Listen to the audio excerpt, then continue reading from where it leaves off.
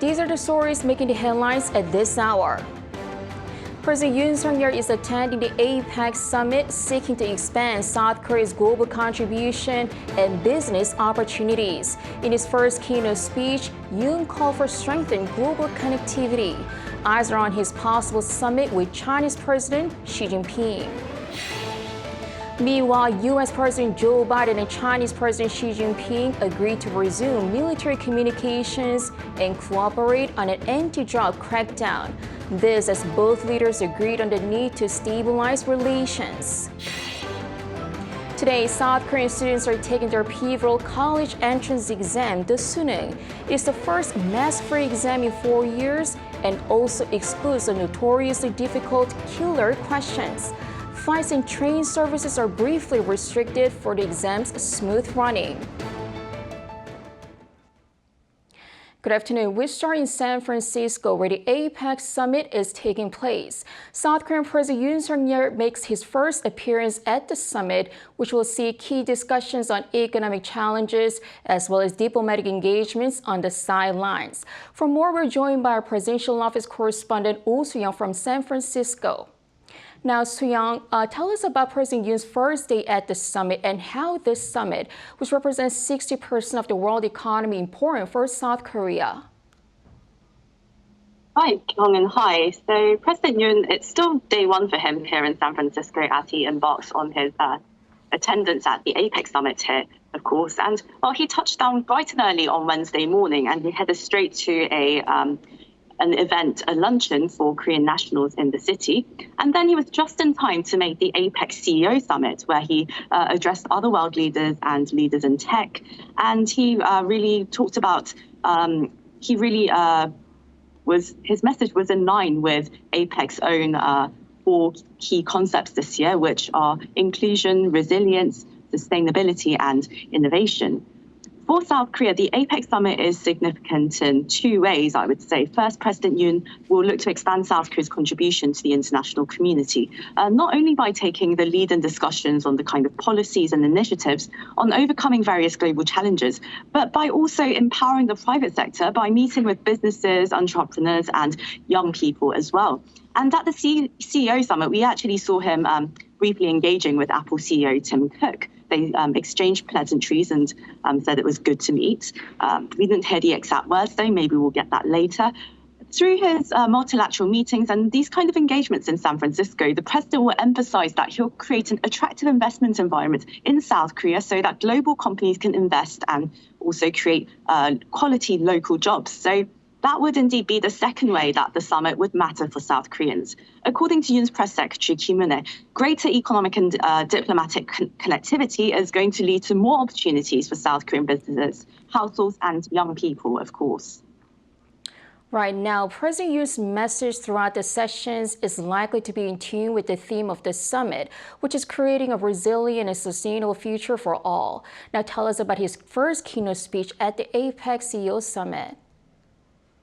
Right, so one keyword that we should take away from President Yoon's speech is connectivity. And he said there should be connectivity in 3 areas. First of all, trade, investment and supply chains. He said that connectivity needs to be strengthened across the APEC region to promote free movement of goods and services, which is what APEC has long stood for in its 30 years of these world leaders holding summits. And this would include measures like lowering trade barriers and forging innovative responses to new challenges cropping up, which hinder free trade, such as early warning systems. Now, President Yoon also called for digital interconnectivity, noting that data and transactions should also move seamlessly across borders, as well as digital divides between societies being removed to promote equality. Now, Yoon noted here that South Korea announced its own digital Bill of Rights in September based on 5 principles that he's been espousing: freedom, fairness, safety, innovation, and solidarity. Now, President Yoon has been pushing for new digital standards across the world to protect and enhance human welfare amid the rapid evolution of digital technologies, including artificial intelligence. Now, the South Korean leader also emphasized the need to expand exchanges between youth within the APEC region, as interactions between them would lead to innovative ideas and business opportunities. He actually proposed an exchange program for young scientists in particular, ideas such as visa waivers and speedy entries to enable easier travel to study, research, and also attend workshops between the APEC countries. And this is all based on South Korea's own experience of adopting the APEC business travel card system, which promoted inter-regional trade investment as well as these people-to-people exchanges. Right. Now, the much anticipated summit between U.S. President Joe Biden and Chinese President Xi Jinping took place. Can we expect a face-to-face meeting between Yoon and Xi? Oh, Kyung, I can tell you nothing has been confirmed yet, but there certainly is a lot of speculation, especially among the correspondents here, that there may be a meeting between President Yoon and President Xi Jinping of China, especially because the Japanese leader, Prime Minister Fumio Kishida, is expected to meet with Xi Jinping as well, following Xi's own summit with President Joe Biden, which we saw just a few hours ago here on Wednesday. Now, Seoul and Beijing's relations have been tense over the past few years, following China's economic retaliation since 2016 to Seoul's decision to deploy a U.S. missile defense system on South Korean soil. Now, in the years following, particularly over the past year, Beijing has shown a rather strong distaste towards Seoul, broadening its alliance with Washington beyond security issues to more comprehensive mutual interests, from trade and supply chains to new technologies, space, education. And of course, we saw the Chinese ambassador to Seoul having stirred some controversy in South Korea with some vitriolic comments. Now, at the same time, the two economies are still deeply intertwined, and China, of course, is South Korea's largest trading partner.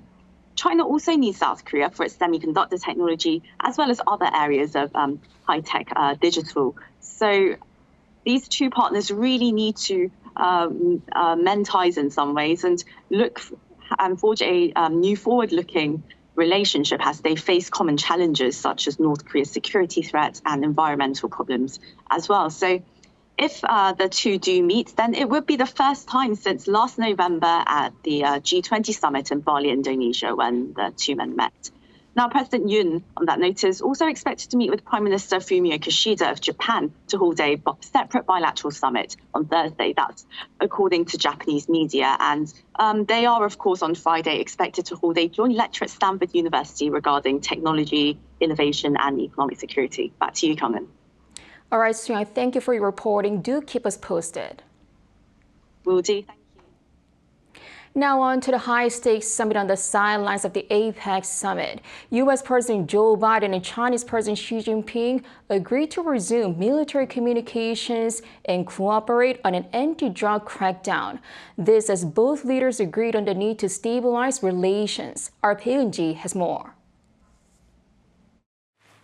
Leaders of the U.S. and China met face-to-face for the first time in about a year in San Francisco on Wednesday and agreed to resume military communication and take steps to curb production of fentanyl, a leading cause of drug overdoses in the U.S. This comes after Beijing cut off military-to-military communications with Washington last year, after then U.S. House Speaker Nancy Pelosi visited Taiwan.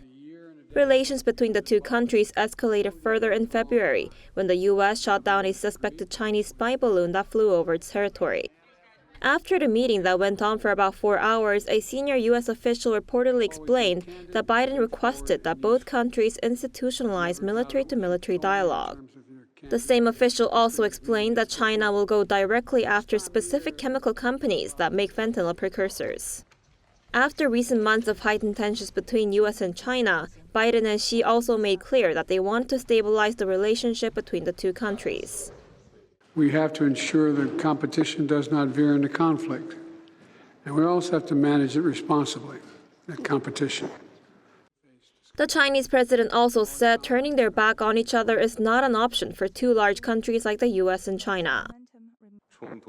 It is unrealistic for one side to remodel the other, and conflict and confrontation have unbearable consequences for both sides. As for the issue of Taiwan, Xi reportedly told Biden that China has no plans for military action against Taiwan in the coming years, but did lay out conditions where the use of force could be used. In response, Biden asked China to respect Taiwan's electoral process. Arirang News. The UN has adopted a resolution on North Korean human rights for the 19th straight year. This year's resolution also voices concern over inhumane treatment facing North Korean defectors who are forcibly repatriated from China. Our Moon Hae-ryun has the details. The United Nations has passed a resolution on human rights in North Korea for the 19th year in a row. On Wednesday, local time, the Third Committee of the UN General Assembly convened in Washington to pass the resolution by consensus. This means that all member states have agreed to adopt the draft resolution without taking a vote, including South Korea, which co-sponsored the latest resolution. This year, European Union countries led the resolution, which highlighted very serious concerns. Concerns over human rights in North Korea have been voiced in the General Assembly since 2005, and this year's resolution contains much of the same information as in previous years. A new addition to the resolution is the forcible repatriation of North Korean defectors in China, as the easing of COVID-19 border closures has made it easier for people to travel. According to the UN, this highlights the need for compliance with the Convention Against Torture and other cruel, inhuman or degrading treatment or punishment, as refugees could be punished once back in North Korea. Another reason for this is because some countries, namely China, define North Korean defectors as illegal immigrants rather than refugees. This means that they are not protected by laws that ban forced repatriation. The resolution encourages the Security Council to hold Pyongyang accountable for its actions, with measures including referral to the International Criminal Court to put further sanctions on the country. In response, the North Korean ambassador to the UN condemned the resolution and reportedly criticized it as an anti-DPRK plot by the United States and called the accounts of forcible repatriation as fraudulent false testimonies. Other than forced repatriation, the resolution contained concerns over North Korea's development of nuclear weapons through violations of human rights such as forced labor, as well as the issue of South Korean prisoners of war and detainees. Moon Hae-ryun, Arirang News. Over in Gaza, the Israeli military says they found a Hamas command center, weapons and combat gear at the Al-Shifa hospital. The announcement comes as the Israeli forces raided Gaza's largest hospital, a move the U.S. denies giving Israel the green light for. Lee Seung-jae with the latest. Amid international outcry over Israeli military operations in the area close to Al-Shifa hospital, the Israeli military on Wednesday said it had found the Hamas command center, as well as weapons and combat gear belonging to the Palestinian militant group at Gaza's largest hospital. Hamas strongly denied the allegation, calling it lies and cheap propaganda. However, the Israeli Defense Forces released a video showing some of the items recovered at the hospital, including automatic weapons, grenades, ammunition, and flak jackets. The announcement comes as Israel has repeatedly claimed that the hospital sits above a Hamas headquarters, a remark the U.S. has also supported, citing its own intelligence. The White House, however, denied giving Israel the green light to carry out a raid on the Al-Shifa hospital, stressing Israel operated on its own accord. According to National Security Council spokesperson John Kirby on Wednesday, the U.S. did not okay the military operations around the hospital, as the Israeli military acted in accordance with their own establishment procedures. The comments come after Hamas said the storming of the Al-Shifa hospital represents an American green light for the Israeli occupation. Meanwhile, Qatari officials announced Wednesday that they are currently working on a deal between Hamas and Israel that includes the release of around 50 civilian hostages from Gaza in exchange for a 3-day ceasefire. The deal, which is currently being coordinated with the U.S., could potentially see Israel release some Palestinian women and children from Israeli jails, while increasing the number of humanitarian aid allowed into Gaza. If realized, it would mark the largest release of hostages since the armed conflict began on October 7th. Lee Seung-jae, Arirang News.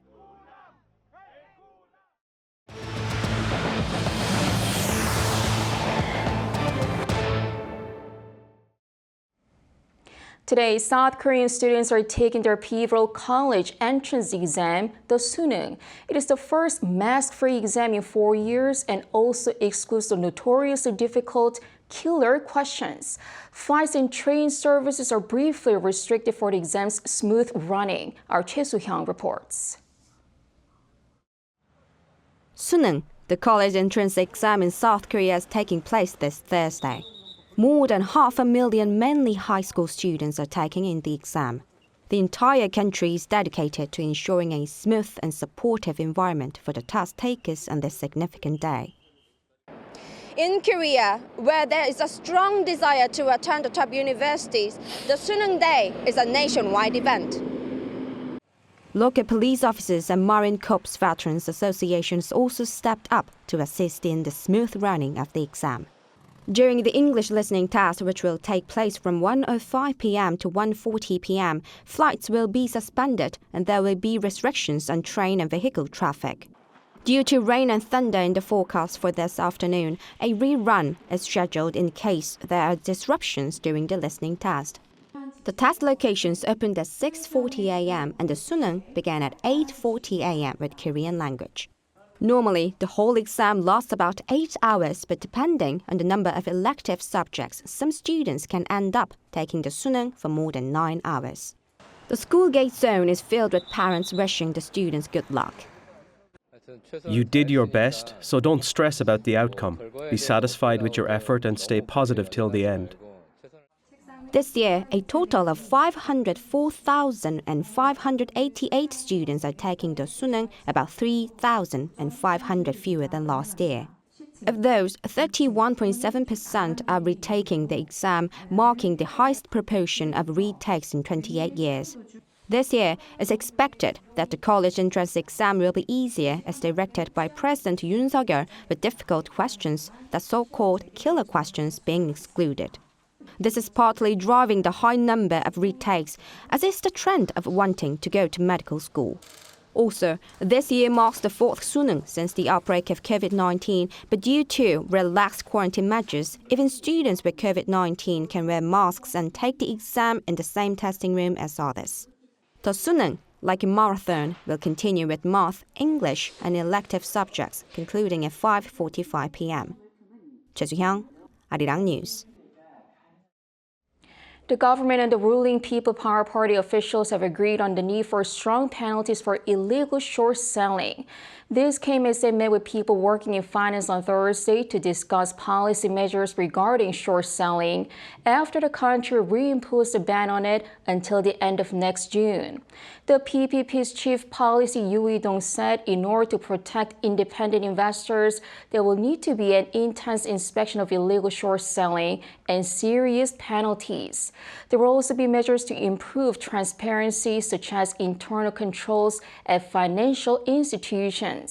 Short selling is when investors sell borrowed shares, hoping that their price will fall and that they can buy the shares back at a later date, pocketing the difference.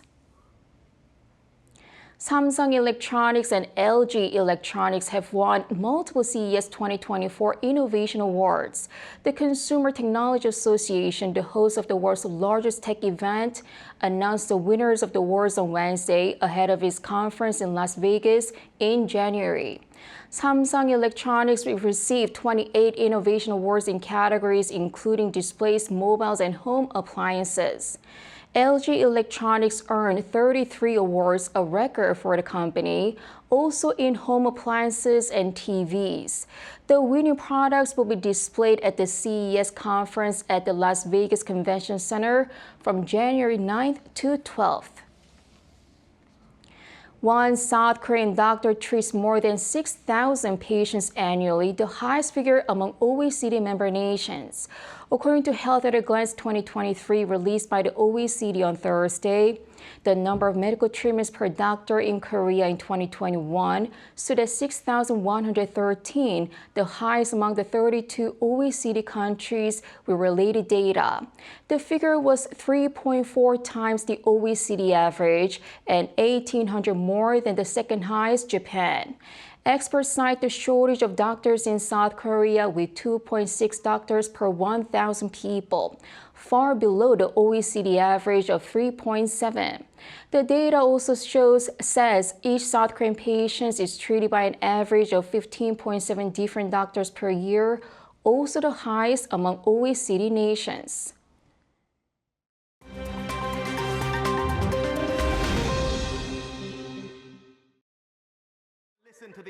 Let's take a look at what's going on in the world now. The UK Supreme Court on Wednesday ruled that government plans to send asylum seekers to Rwanda are unlawful, dealing a serious blow to Prime Minister Rishi Sunak's promise to stop illegal immigrants arriving in the UK in small boats. The court upheld a previous ruling that the policy may expose the refugees to breaches of human rights. Originally proposed by ex-Prime Minister Boris Johnson in April 2022, the controversial plan was to fly asylum seekers to Rwanda, from where they could seek asylum or be returned to their home country. They would also be banned from returning to the UK.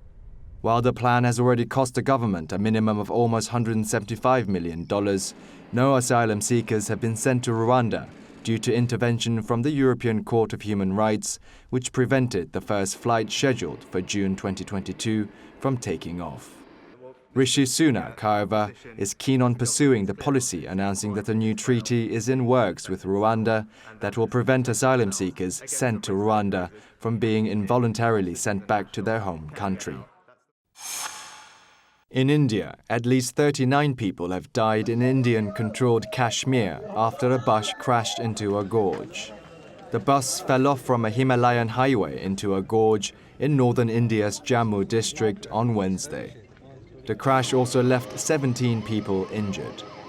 According to a local administrator, the 42-seater bus was heading from Kishtwar town to southern Jammu city when it slid off the steep sloped highway, crashing down about 200 meters. The exact cause of crash is unknown, but a local police officer said that the bus was overcrowded and speeding, carrying more than 50 people. In China, Huawei and China Mobile have launched the world's fastest internet. They announced on Monday that the new internet network would have a speed of about 1.2 terabits per second, equivalent to transferring 150 movies per second. This collaboration project between Tsinghua University, China Mobile, Huawei Technologies, and Cernet Corporation saw the development of optic fiber cables extending around 3,000 kilometers from Beijing to Guangzhou and is launching about 2 years faster than what experts have forecasted. Almost all other backbone networks around the world, including the US, operate at only around 100 to 400 gigabytes per second. However, the 1.2 terabit speed does not apply to household internet speeds and won't be available for regular consumers anytime soon. Researchers at ETH Zurich University in Switzerland announced Wednesday that they have successfully 3D printed a robotic hand with bones, tendons, and ligaments from a singular scanning process. This advancement in soft robotic structures used information fed from a laser scan of a real hand to print ligaments and tendons, as well as bones from slow-curing polymers. In cooperation with US-based MIT spin-off startup Inkbit, which developed the new printing technology, researchers developed the robotic applications, optimizing technology for combining soft, elastic, and rigid materials. According to one of the project leaders, creating implants with medical-grade components is the next step, but will take time to fully develop. Kim Ji-young, Arirang News.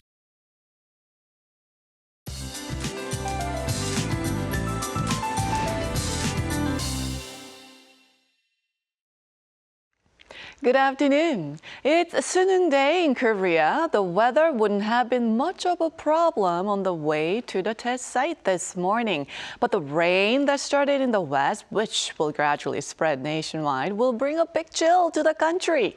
5 to 30 millimeters of showers are in the forecast nationwide through tonight. Wasn't yesterday afternoon so much more comfortable? It was about 12 degrees, but it surely was a relief from the recent cold snap. But we won't have those temperatures again until Sunday afternoon. And for today, we'll stay about 7 degrees through the afternoon, then even colder by the time test takers head home with sub-zero morning temperatures in store for tomorrow. Highs are 2 to 5 degrees lower than yesterday in most places, with higher levels of ultrafine dust in the capital area and Chungcheongdo provinces today. Then we are going down to sub-zero again in Seoul, with a chance of that the season's first snow will fall in some parts of Korea. That's Korea for you, and here's a look at the international weather conditions.